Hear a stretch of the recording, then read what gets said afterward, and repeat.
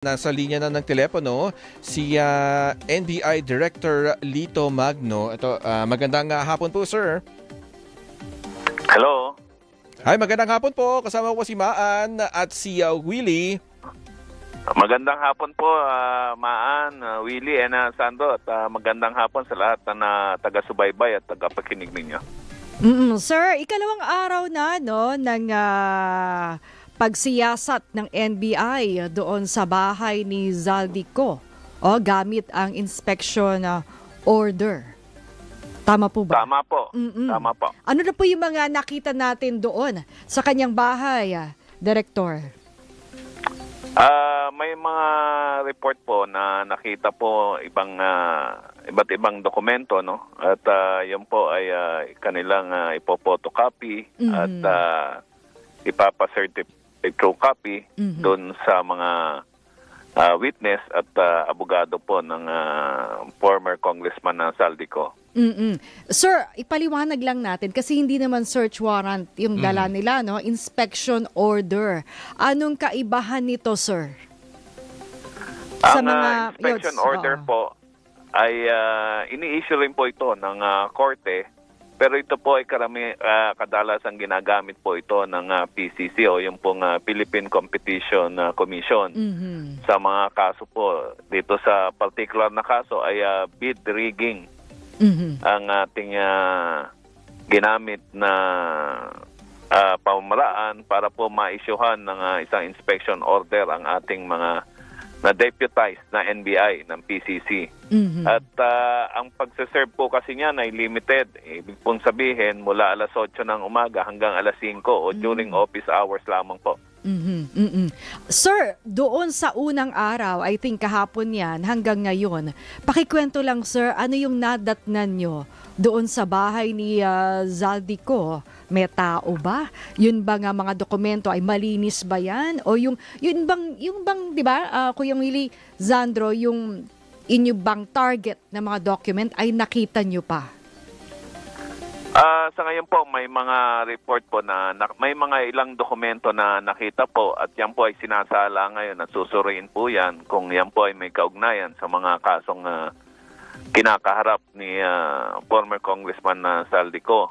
Ang ano po kasi ang isang inspection order, yung po kasing mga any documents that are makikita po ay considered pong confidential po yan.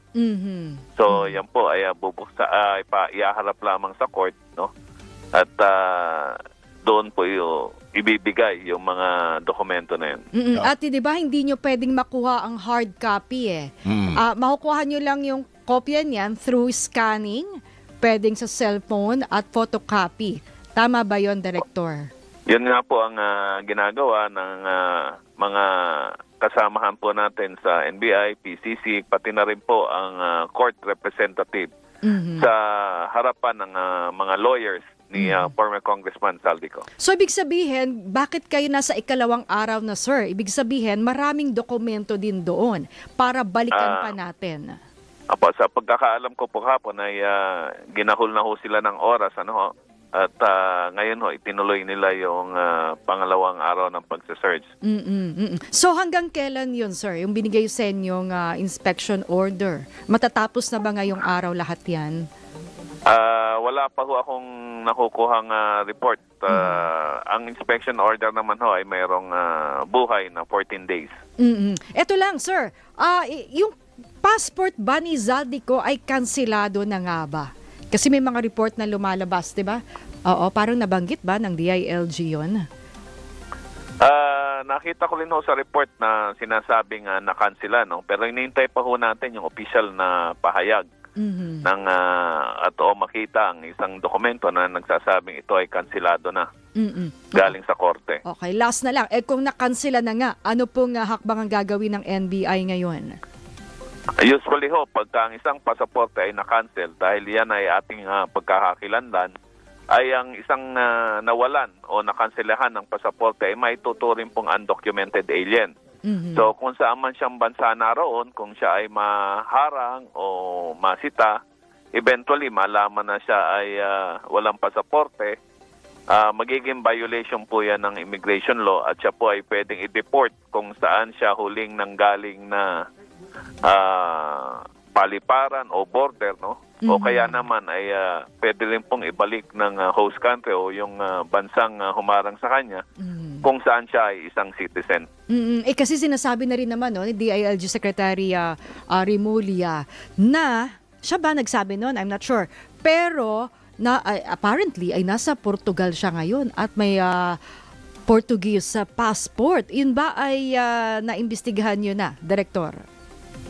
Kasama ho yan sa ating bineberipika. At para malaman natin kung meron nga ba siyang iba pang pasaporte maliban sa Philippine passport. Meron pa ba kayong ano? Hindi, balikan ko lang yun. Balikan ko lang yung raid kahapon. Director, bakit po inspection order. Inspection order lang ang at hindi yung ibang klase ng warrant ang ginawa ng NBI? Kasi po yung pong ibang katulad po ng search warrant, no?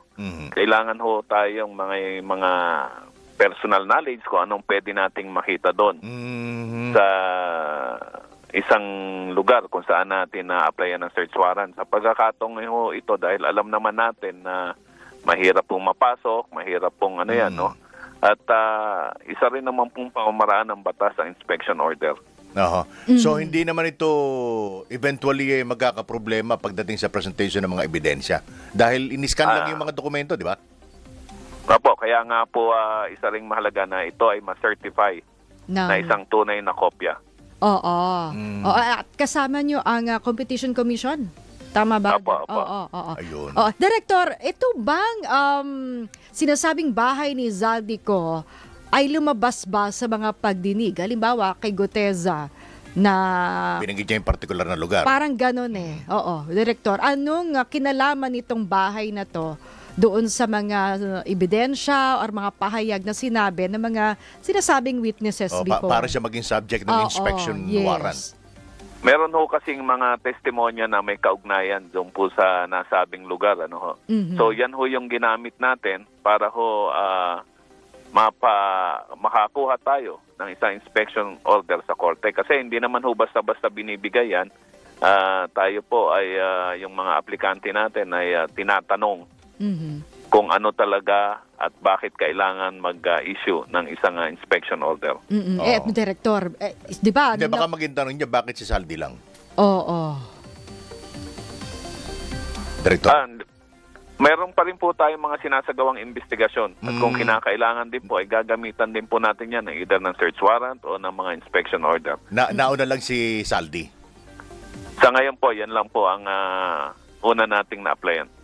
Sir, sa estimate nyo, sa assessment, yung bang pinasok nyo yung bahay ay medyo nilinis nga ba? Parang may mga naitago na or wala naman? Sa pagtingin nyo lang? Ayon po sa report ng mga ahente natin ay kung ano lang po yung nakita nila, mahirap naman po tayo mag-speculate. Medyo magulo ba? Oo, Director, o kalat-kalat, di ba? Tsaka yung ganyan inspection meron bang abiso yan? May prior na abiso do sa lugar na, kasi sabi nyo, kinakailangan may kaharap din abogado di ba? Opo, makikipag-coordinate po tayo sa mga abogado kasi kailangan din ho ng mga testigo niyan. Alright. Sige Thank po, you. marami pong Director, salamat. maraming salamat po. Maraming salamat po at magandang hapon po sa inyo lahat. Ayan po Magandang si NBI Director, Officer in Charge, Lito Magno.